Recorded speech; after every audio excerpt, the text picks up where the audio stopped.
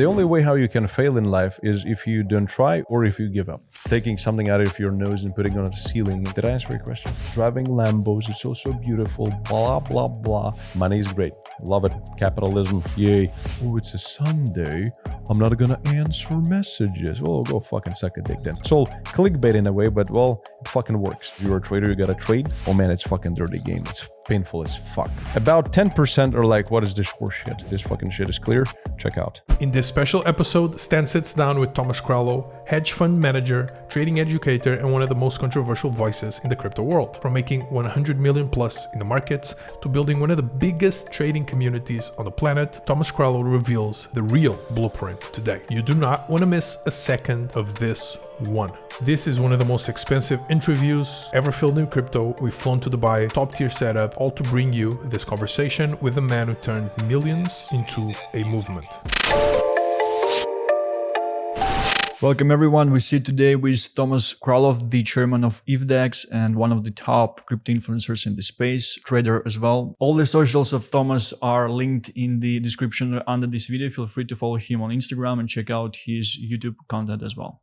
Thomas, thank you very much for having me. Yay, brother. Good to see you. Thank you for coming. Sure. I wanted to start with the short overview of your story, the origin, how you came into trading in the first place, how you started the whole journey. I do know that there were like a range of very interesting things that happened to you in the process. So initially, I tried a little bit of trading at the age of 15, 16 before I left for the United States. My initial experience was basically using copy trading, and because I didn't really understand how trading worked much, I made a little bit of money, then I lost half of what I made and the total deposit in general. So I quit it with a small loss. And then subsequently, in about 5 years, already being in the United States, I met a person who was into it, and the person who really kind of got me into it and was my bridge into this space. So, and I've been in it ever since for like the last 11 years. So. Makes sense. It's very interesting because it's the path that a lot of people try to follow, but I do believe that most of them, they're not successful in the first place. And you were able to acquire quite nice capital with the trading in the first place. What was this like turning point that actually made you consistently profitable with trading in the first place? I think it's a combination of different factors. First of all, it was the fact that I went all in on the industry. So it wasn't like a hobby that, oh, I'll give it a try. If it works, great. If not, then normally, whenever you want to achieve something in life, or you want to become better at something or the best at something, in trading, if we are being absolutely honest, 97% of people lose money. In investing, it's a bit different. In trading, it's, especially if it's high risk, if it's swing trading, or especially day trading, or especially scalp trading, initially, in my opinion, it cannot really be a hobby. So for me, it was all or nothing. And that's why during the hardest times, I was able to pull through because I had no plan B. So when you have a plan B, you kind of let yourself off the hook too easy sometimes. And you kind of lose hope too fast. And the second factor was just purely good education and the good approach that I was initially doing things right.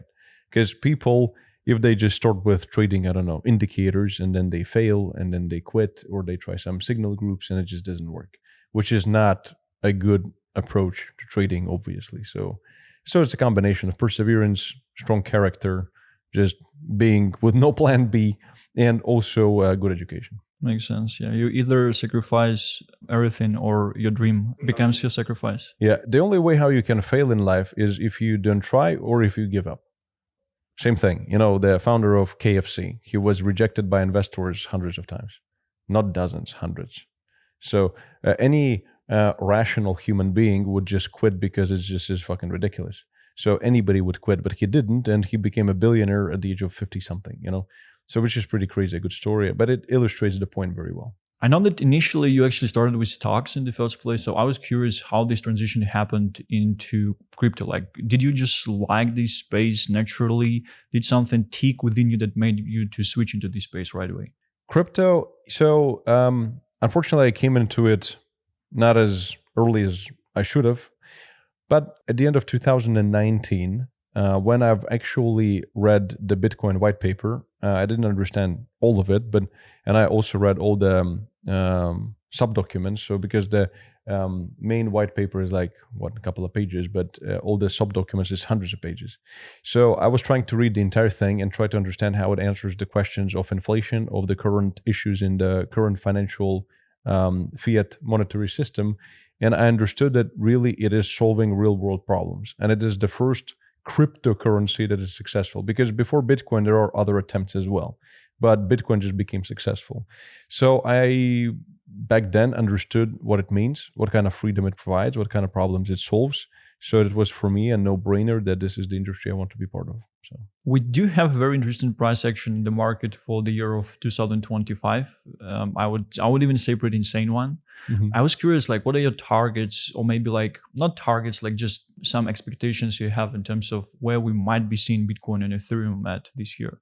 A lot of people are expecting Bitcoin at ridiculous prices. For me, I'm trying to be a bit more objective. Certainly considering that the United States is about to start printing money again. China is already printing money. UK has reduced its interest rates like 7 times in a row. So the only thing, and then we also have the China-US deal that was reached, which is amazing news. So all this tariff war bullshit is kind of priced in. So all things considered, the only thing that is left is for US to start printing money. And Fed is already kind of stimulating the economy by making one of the largest purchases in the last 3 years of 3-year bonds. So it's kind of signal. It's not really new money, so it's not direct stimulus. But what we want to see, so it's not quantitative easing yet. But once it happens, we need to evaluate the liquidity. Really sitting here and like taking something out of your nose and putting it on a ceiling and saying that the price target is X, Y, Z is just stupid. But I'm not as optimistic as all these moon boys who expect $1 million per Bitcoin in the next 3 years, 2 years. For me, a good target for Bitcoin would be 150 to 200,000, because you got to remember that with what MicroStrategy is doing, with the crazy accumulation of ETFs, with strategic Bitcoin reserve stuff of the United States on a state level, also introducing strategic Bitcoin reserves, it's crazy time, but Bitcoin is still not at 200,000. So it kind of proves the point that expecting it to triple suddenly in the next months is not really objective. So for me, 150, 200,000, and then we would need to evaluate what is the next potential for the next months or years in terms of liquidity injection, because everything is driven by M2 money supply, by global liquidity, but we need to evaluate it as we go. However, for altcoins, Ethereum, I'd hope with the current upgrade, it becoming deflationary and the addition of staking to the Ethereum ETF on Wall Street, I'd hope that they would pick up the narrative a bit more and maybe to see 8K, 10K. That would be my ballpark for Ethereum to start evaluating the future prospects of liquidity. It's very interesting. I do believe that in general for people currently, it's very convenient and comfortable to buy Bitcoin at these prices, but it was not that comfortable to buy it at $15,000, right? Yep. This is something I'm always thinking on. And I do believe people underestimate the amount of liquidity that's needed to push it from 100K to 200K. But you also mentioned something about the potential supply shock, right? Yeah, so see, if the money printing is going to go absolutely bananas, and currently we already have on OTC desks about 100-something thousand Bitcoin left. Just 3 years ago, it was 500,000 Bitcoin left. So we have crazy tendencies for big reductions in supply on centralized exchanges, on OTC desks, etc. So the supply shock combined with aggressive money printing could really take us to unprecedented levels. But that's, again, a probability of 5% for something absolutely fucking crazy. We had very disappointing price action after Trump's election, and like the entire cycle really shifted. So we have already been taught that expect the unexpected. But I'm just trying to be objective, that's all. Makes sense. We're currently in May of 2025, and we recently had like quite a nice pump on the market that most people missed. What do you think might be happening next? Like, do you have any projections? What type of things you're doing like at this stage? For me, right now, we're focusing on the same strategy I've been focusing on for quite some time. We do futures trading, but that's like 3 to 5% of capital. We do spot, so accumulating of promising assets and proper portfolios, high risk, medium risk, low risk. And certainly the lower the risk, the bigger the portfolio. Also passive income, so that's funding rate arbitrage, staking, liquidity pools. Certainly entrepreneurship, building our own companies, building stuff for people. That's my main focus really. But for now, I think that the most important thing is to focus on the instruments that really make the most sense. So for me, trading in of itself is the highest risk thing. So for me, I think that most important would be spot portfolio building. So did I answer your question? I think so. Yeah, I think so. You're a very successful person. And most people, unfortunately, like they kind of waste their life in a way that they never kind of realize the full potential that they have, which leads to the fact that like at the end of the deathbed, they regret a lot about the things they did not do in the first place. Why do you think it's so in the first place? I think that most of us as human beings, it's all matrix. You know, it's all zeros and ones. And if you dig into the quantum theory, it's all about probabilities. Like even all the frequency of the particles on the quantum level, they are actually not even matter. They're probabilities. So, and energy and frequency. And then when somebody observes the frequency, it actually collapses. So it creates a matter and one state of things. It's like the Schrödinger's cat experiment. So that when the cat is simultaneously alive and dead.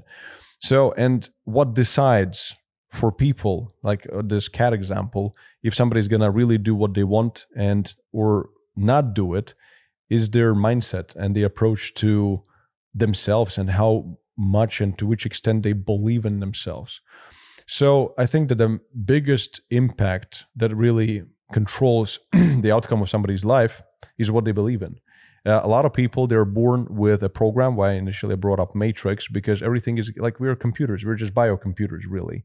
And we get programmed from an early childhood. We get programmed by our parents, by the government, the society, our friends, and everything else. And normally, if you are, especially are not from a rich family that really gives you the right skill set and right mindset, you usually will pick up a lot of bullshit on a way that is going to possibly limit your way of thinking. So I think, honestly, that's the biggest problem, that people simply don't believe that they can do something. And it's a counterproductive thing, and it's really a paradox that you need to step over by the means of maybe, I don't know, spirituality, meditation. It's very interesting. It seems like blind belief in oneself is just the best thing out there. And it's almost like thoughts is what's stopping people from like actually doing stuff out there. It's very interesting. That's how life has been always. I have met so many guys before I became very successful that were kind of at my level, and they would even speak differently. You know, they would always complain. They would say, you know, they would even say words like, oh, I'm an idiot. I cannot do this. It's like, it's very negative talk. And they keep programming themselves in this way. And me, I would never, well, sometimes like as a joke, I can say, oh, I'm an idiot, but I would never actually mean it. So when I'm talking about myself, I only reaffirm positivity. I only say good things. And I never even talk about the negative scenarios because I don't want to even my brain to register the possibility of that outcome. So it's like, it's very basic stuff, but it has a very deep core effect.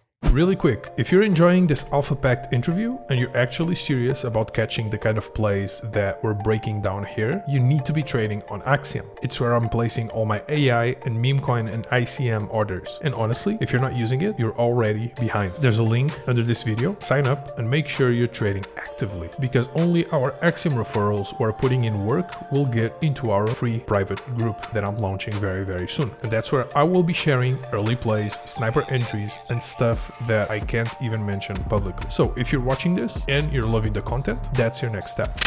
Everyone sees the Bugatti dimension that we're sitting in.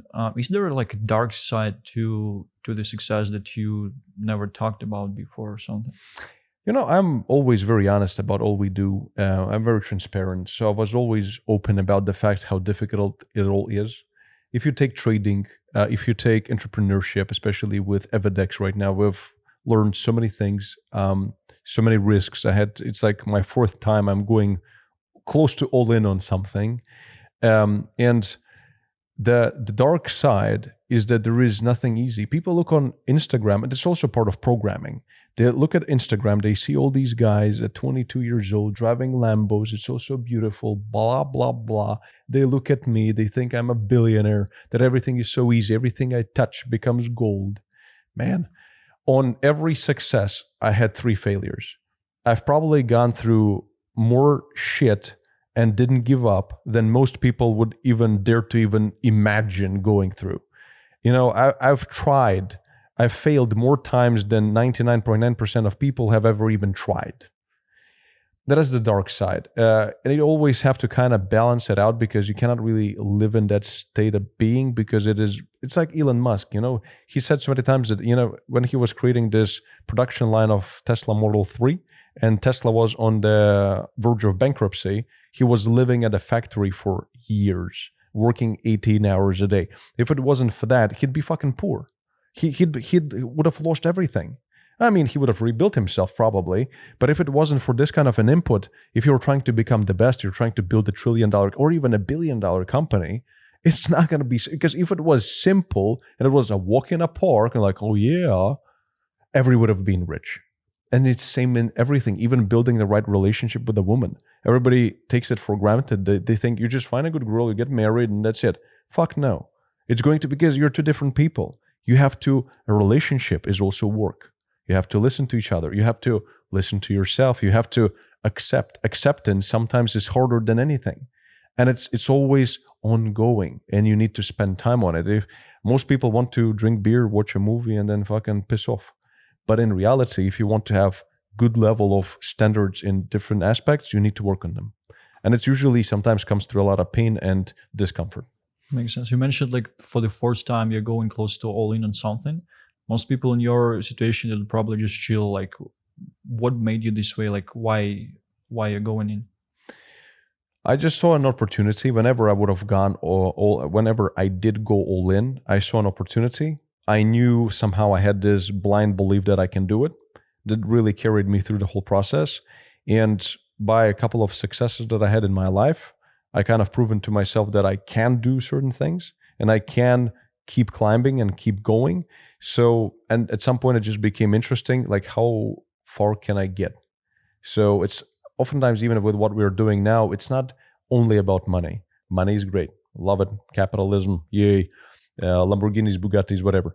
But at the end of the day, it's also interesting to build it. It becomes a lifestyle and you actually genuinely love it. And this was the moment when I realized this. I remembered all these rich people saying, do what you love. And like I understood that in order for me to not quit through all the difficulties, I really need to love this hustle. If you don't love this, if you don't like stress, if you don't like etc., like I don't know who can like stress, but sometimes I actually feel good in it because I feel like this is the point where people give up and I kind of prove to myself that I'm stronger. So it's like a little bit crazy stuff. So, but yeah, and it kind of gives you this dopamine. Like I don't drink alcohol, I don't do drugs, so I get dopamine from success. Yeah, I did find myself like being like a junkie to a risk, and I think like this feeling of stress is pretty much a lot about this situation as well. So I was curious, like, how does your daily life look in terms of like just your everyday? Do you have any routines that you follow like strictly? Not really. I don't have a schedule. I mean, I have a schedule. I have an assistant that, you know, works with my team and my schedule is pretty booked. Like I at least have every day can show me my calendar. It's pretty booked up constantly with something. But it's either meetings, but it's so hectic. Like I don't really like to be in a system. I don't like that, oh, at 8 a.m. I wake up, I go to the gym. Fuck this. Like I'm not this type of guy. For some people, it's great. It's just not for me. So what I do is my only objective and my only credo every single day is that I do the most I can. So a couple of times a week I have to work out. I have to do 10,000 steps a day for cardio, so my heart doesn't stop. So it actually keeps pumping blood. I eat good food most of the time. So I eat clean. I have my own chef at the mansion that lives with us, and she cooks for us every day. These kinds of basic things, but everything else is hectic because in reality, like you also came here and you saw me on a board meeting with my C-level and I was talking about some weird and non-legible shit. And like I'm in between stuff all the time. And before you guys came, I actually was working out in the gym and having a very important board meeting. So I'm combining things together. So it's just a lifestyle. It's like 24/7, 365. It can be 8 a.m., 3 a.m. Sometimes I respond to my team at whatever time. I'm available. I hustle. I'm there. Like I don't, on a Sunday, I'm not one of those people that, oh, it's a Sunday, I'm not going to answer messages. Well, go fucking suck a dick then, because you're not going to get really beyond and to the next level, because while you're there relaxing and not answering messages, there's going to be someone like me hustling his fucking ass off and overtaking you. Coming back to your portfolio, like what is your biggest position except Bitcoin and Ethereum? Biggest position except for Bitcoin and Ethereum. Well, Bitcoin is by far the biggest position, so over 50%. And right now with this altcoin performance, it became... I think that the biggest probably next portfolio is my top 5 picks. So it's just general, it's not even one thing, it's just a combination of 5 things. I've got init, which is going to sound crazy, but it's 𝗵𝗵. It's also LDO, which is the biggest staking protocol in Ethereum, in my opinion. And once they introduce staking to Ethereum ETF, it also should do quite well. I think there is also Aptos and a couple other things. So there's just some of the coins that I bet more than on the others. Interesting. You mentioned the meme coin as the first one. Like, what do you think about meme coins in general? Yeah, I really don't like them because they carry no intrinsic value, like most of crypto, unfortunately. But they're a good community. They're powerful just because of the community. And certainly they are a good return. Like 𝗵𝗵 is the biggest meme coin on Ethereum. And 𝗵𝗵 is like Ethereum on leverage. Whenever Ethereum does well, 𝗵𝗵 does 5x. So... But it's only for a small fraction of the portfolio. Like I was never this degen that went all in onto meme coins. You know, I'd be probably broke right now if I did.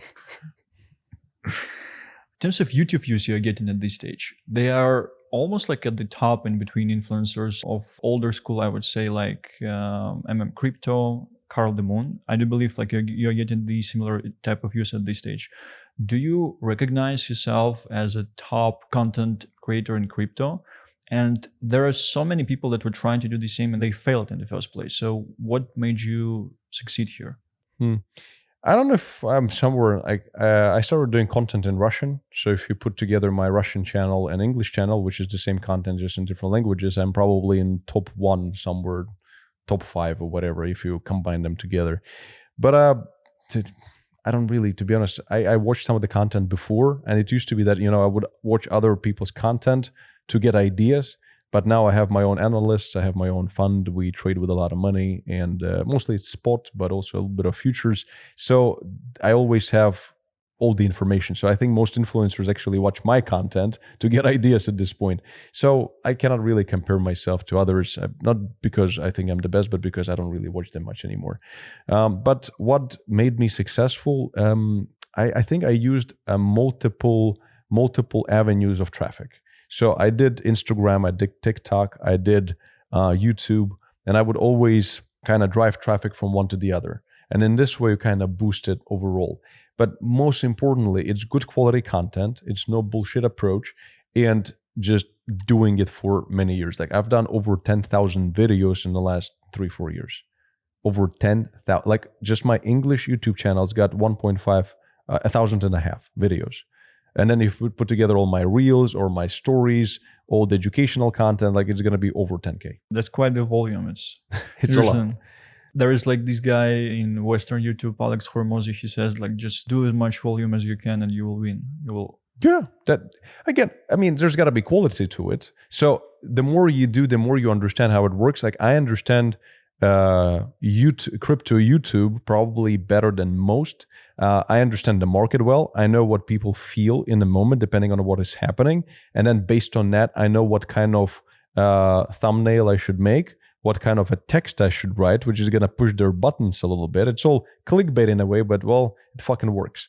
And then when they get to the video, I always think about what I'm going to say in the first 5 seconds, and then what I'm going to say in the next 30 seconds, and then how I'm going to carry them through the video by the hooks, like watch till the end, and then it works. And then all put together plus good content, and you will grow. So, but it takes time. Yeah, I wanted to say something. You have very interesting aura when listening to your videos. Like it's very hard to stop watching them for some reason. Like the flow is very consistent.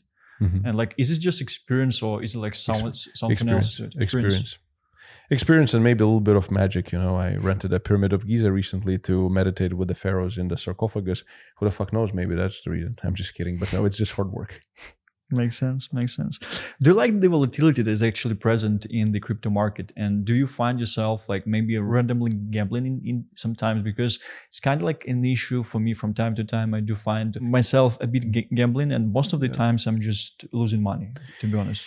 See, that's why, in my opinion, just focusing, for example, on one instrument such as futures is not very smart, because 80% of the time, statistically, the market is flat. And you need the price movement to move for you even to have a chance to make money. Unless you want to be trading some low liquidity, super manipulative type of time with nothing but fucking noise. Price noise. So it's flexibility between instruments. So we do passive income instruments. We have early stage investing in projects. We do venture capital. We do so many things that at the end of the day has a positive delta. So that's what we care about. It comes down to numbers. So then if you look at it, all of this objectively, there are times in the market when active trading is great. So I would not really call it gambling. Spot in general, I don't find it to be gambling, because if you believe in the asset, you understand global liquidity, M2 money supply, it is kind of difficult to lose money unless you actually accept a paper loss. So there is no liquidation price. You can hold it indefinitely. Unless you're a fucking idiot who buys it in all-time high, then that's different. But if you really understand the market and you have unrealized losses on your spot, we've all been there. It's part of the game. So gambling, in my opinion, is when you are an average or low education type of trader and you're really trading in the worst possible time just because you're a trader, you got to trade. That's closer to gambling. But even then, it really depends. But some of the times in the market, especially in altcoins recently, with so little volatility and so little, in general, liquidity, it was so easy for the market makers to manipulate the price. And now I deal with so many market makers because of 𝗍𝗥. I know most of the techniques they use. I even understand what exchanges are doing. Oh man, it's fucking dirty game. Like, it's unwinnable. Like, it's not going to be a positive delta by far. Like, it's actually statistically impossible. And that's what a lot of traders don't understand. A lot of traders will not tell you this, especially if they're selling crypto courses or trading courses. But in reality, most of the time, the market is mathematically, in a long run, there is all these analyses, it's unbeatable. Because oftentimes, you're also going to be trading against HFT funds. So there are people who have hundreds of millions of dollars or billions of dollars of capital. They have incredible algorithms that are actually not forward-looking or price predictive. They are actually exploiting imbalances in the price. So, and this is a different ballgame. When I actually was diving deeper into this is what is necessary for market making of any price on any exchange. So I kind of need to understand this, being an 𝗍𝗥. What they do is fucking insane. Like, for a retail trader, it's impossible. So you're always going to be outcompeted constantly, unless the time is very favorable, when there is a lot of participation in the market and it becomes very hard to move the price and kind of manipulate it. So this is the time where your delta of profitability can be positive. But overall, that's 20% of the time. The rest of the time, it's statistically and mathematically impossible. Yeah, that's pretty insane. It's pretty insane, yeah. And in this sense, it kind of becomes gambling. Like, you might have a few lucky strikes and then launch your crypto courses because you're a fucking god trader, but in reality, it's nothing but luck. What made you transition from trader to multiple business owner and made you start working on 𝗍𝗥 as well? See, in my opinion, diversification is key. When I made my first good money in trading, even then, and I always said it, market was on my side. Initially, it was a very hard time. Then the market kind of became very trendy and I understood the trends quite well. And I was able to trade actively within those trends that actually were on my side. If they weren't, it probably would have been much more difficult. So I've gone through quite a few big deposit drops. So, let's say you got to 1 million and then you really lose it down to like 500,000. It's painful as fuck. And those experiences are really challenging for you mentally. And you do start to, at some point, understand that you cannot keep doing this for the rest of your life, because you understand that the market is very hard to predict and trading all this noise is super hard. So I've always been using all opportunities out there, and I was always just exploring what I can do.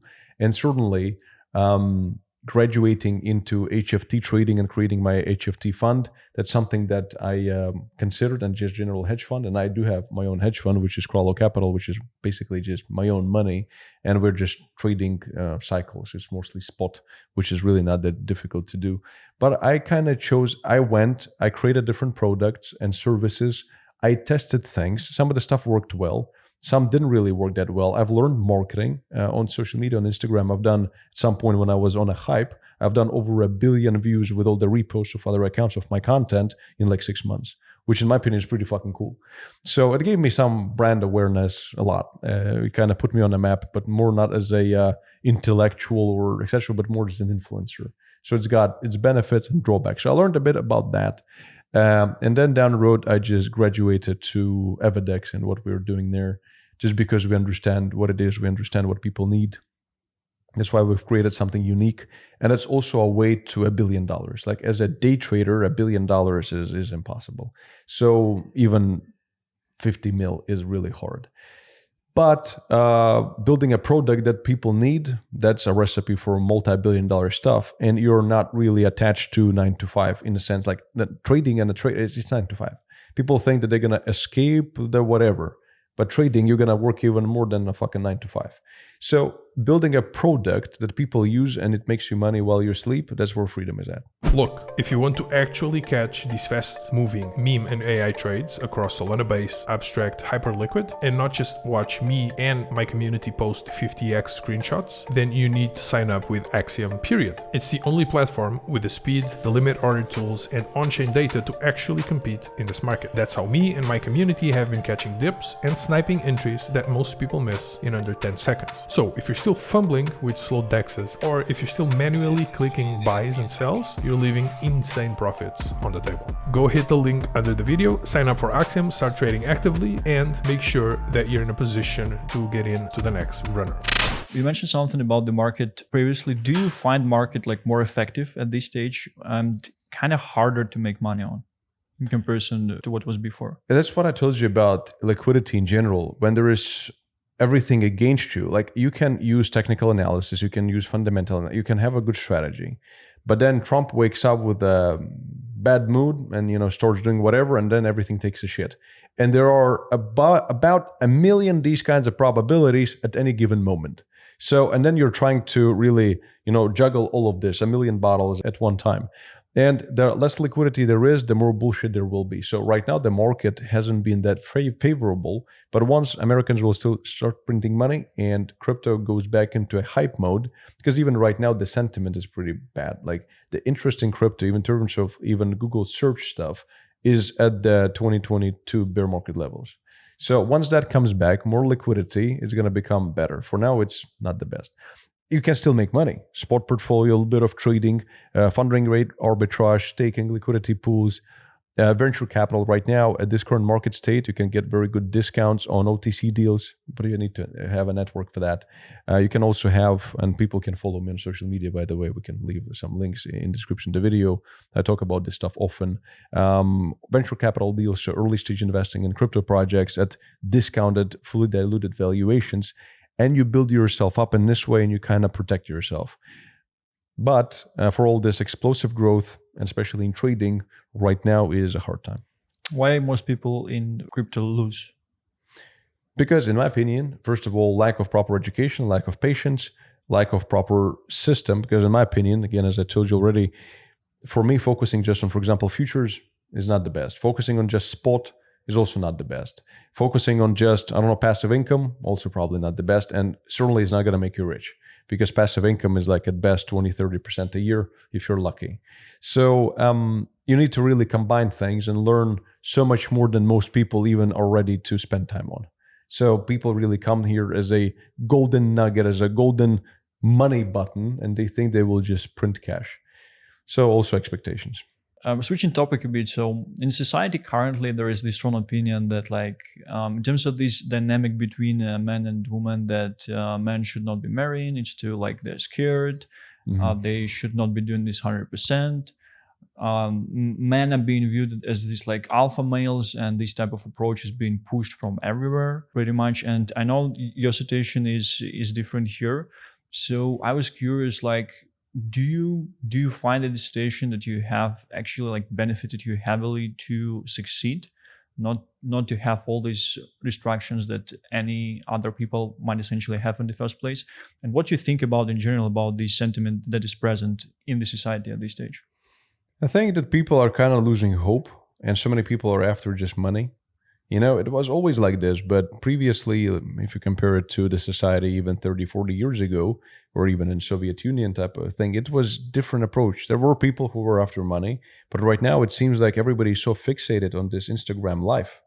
And again, it's the same programming done by Instagram that money is the most important thing and that people even forget about anything human in general.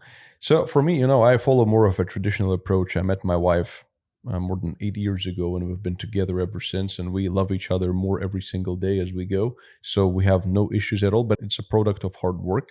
We talk, we've been through different coaching, and it's been an interesting, lengthy process. But in my opinion, when a man is not really spreading semen like a fucking pig all over the place, again, everybody does it's just my opinion. And when a man is not spreading his semen like a fucking pig, without any hormonal control of his impulse or just general his impulses, it doesn't really bring any value. It brings only problems into your life. The most powerful thing isn't about having a bunch of hookers on a private jet with a bunch of cocaine. All it takes is money. But building a right relationship with understanding, respect, and deep true love, this is powerful. And it actually empowers you as a man to carry the concept of legacy. Because having a bunch of whores around you, there is no legacy. You cannot create a child and bring a child into this world who would be surrounded by real love and someone who can actually be taught to carry on the legacy of your last name into the future generations. So, in my opinion, that's what's really valuable. So, yeah. Yeah, that's a very, very interesting answer and very interesting topic in the first place. Like, what would you say about the man that blame the women in some things that, like, I didn't achieve this because of you, because I married you, and things like that? Any person who blames anyone or anything but themselves for whatever they have in life are not very smart. Because everyone, at any given point in time, they actually deserve what they have 99% of times. There are certain situations where you got hit by a car, unless you were doing something stupid, it was just an accident, doesn't count. So overall, just general scheme of things, weak people, they tend to blame the government, their parents, their partners, their teachers, anyone else but them. But in reality, everything that you have in life right now is up to you. And if you don't like the government, fucking move. You don't like your parents, don't communicate. If you don't like your partner, get divorced. Stop fucking complaining, start changing. Because for you to change and for something new to come into your life, you need to get rid of something old. This is the concept of life. And a lot of people choose to complain and be in this victim mode instead of actually owning up to the reality and them being in charge of their entire own life. And they just stagnate infinitely. So, and I think this is where hate comes from, even social media. It's similar concept. When people are hating on you on social media, it never comes from above. It always comes from below. And really, when people are hating on you, 99% of the time, it is because they hate themselves. So they see something that maybe they didn't even realize it, but subconsciously, they're hating themselves. So it's just a fact. The same thing in real life. When you're blaming your husband for something, sometimes it is because you're guilty of the same shit. And there is never, even in divorces, normally it's not most of the time. Sometimes, of course, there's extreme examples, but most of the time, there's always going to be two parties that are guilty. It's not just one. And if it's one, why the fuck you didn't see it from day one? You were then not very objective, and therefore you fucking deserve what you have. I also thought that, like, with kind of influencers in this space, it's people have a desire to shift the responsibility over certain actions on some other people. And that's why they kind of like it in the first place, because it's comforting. And when something didn't work right, they have someone else to blame. It's a very, very interesting dynamic that I've seen in between the viewers and the influencers that was present. Yeah, it's easier. People are always comforting themselves, and they always keep telling themselves whatever it takes for them to feel better. When I bought the Bugatti, I've had it for about a year. All over my social media, there's still people saying it's a rental car. And I read this and I'm like, I feel sorry for you that you are so in disbelief that somebody can also just own an expensive car. It means that you subconsciously don't believe in yourself.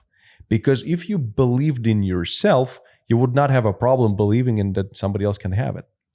Simple mind trick. Yeah, that's how it works, sadly. The one of the last topics I wanted to touch is about spirituality and energy. In one of your previous podcasts and interviews, you've been mentioning that several billionaire friends of yours, they are deep into this stuff. And I know that you've been practicing yourself. Would you say like it was, or it is like important, it is powerful, or people can just raw dog this and just all? It's a very good question.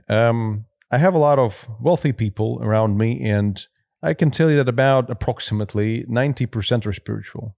About 10% are like, what is this horseshit?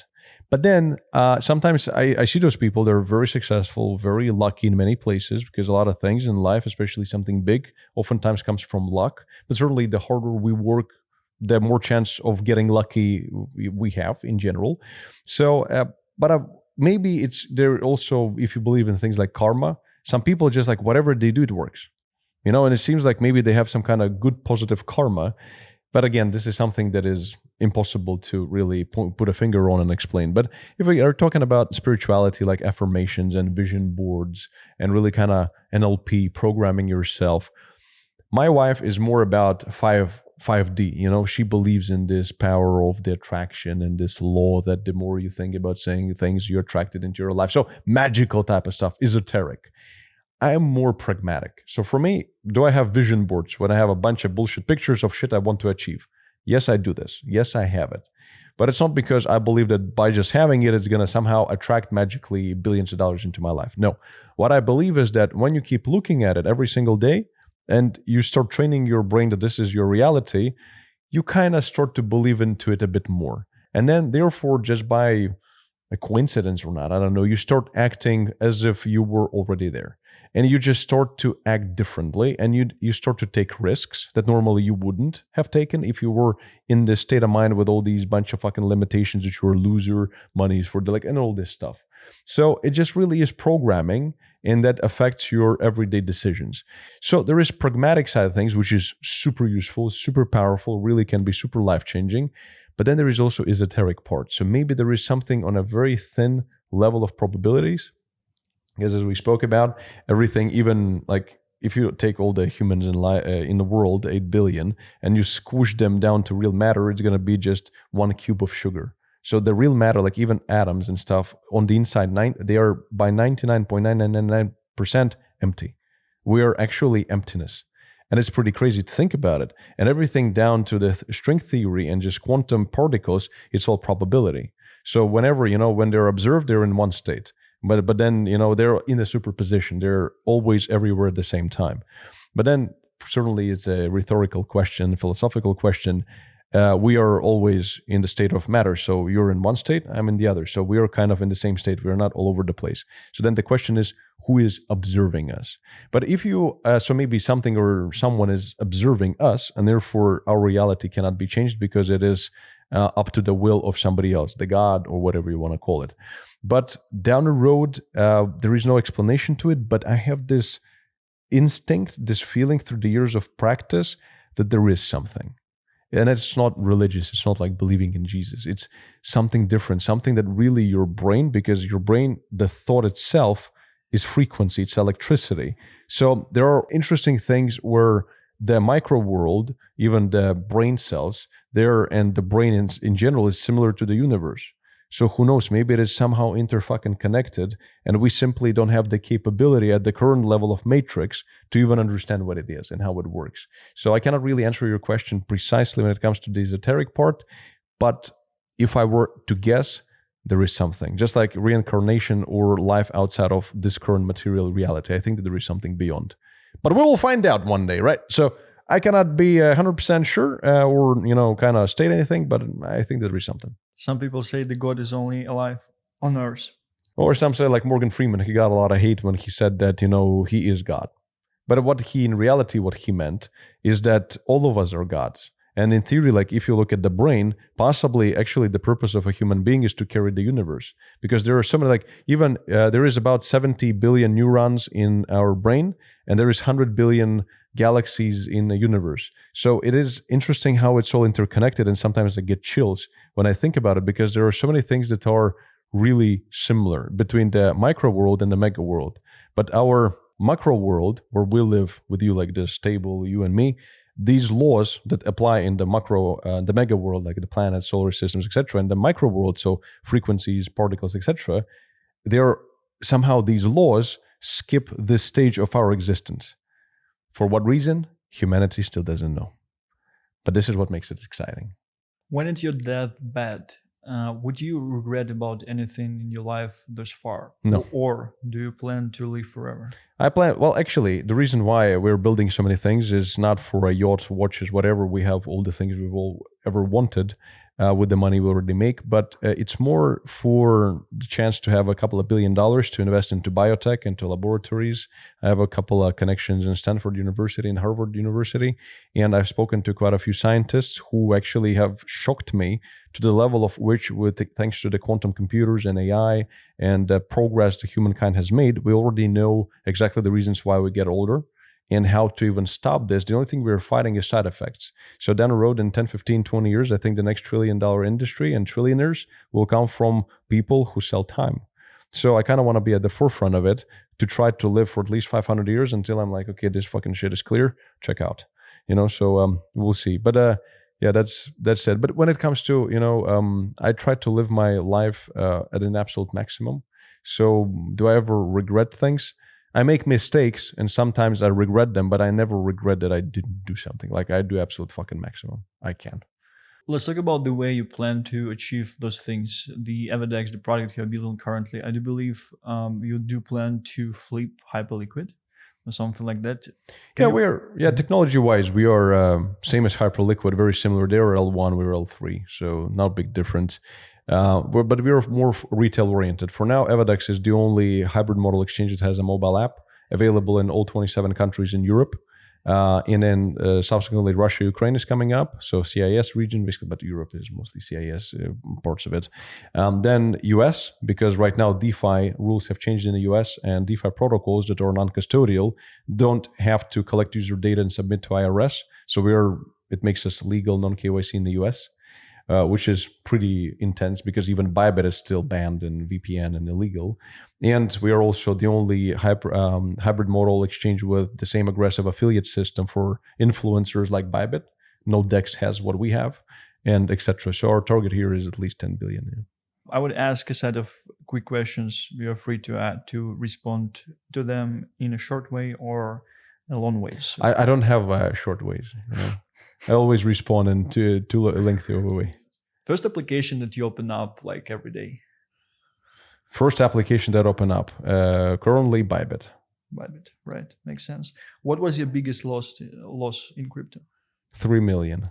What was that? It was a combination of futures and a couple of my spot portfolios. Makes sense. It was within like 2 months. Advice to 18-year-old self? Buy Bitcoin. Thank you. Thank you very much. Thank you, bro. That's it for today's show, but don't go anywhere just yet. This wasn't cheap to pull off, and we went all in to make it happen. So if you care about taking your trading to the next level, make sure that you're subscribed, that your notifications are on, and if you want early access to the next wave of meme and AI runners, sign up to Axiom with the link under the video. Start trading actively and lock in your spot for the private alpha group. See you Monday.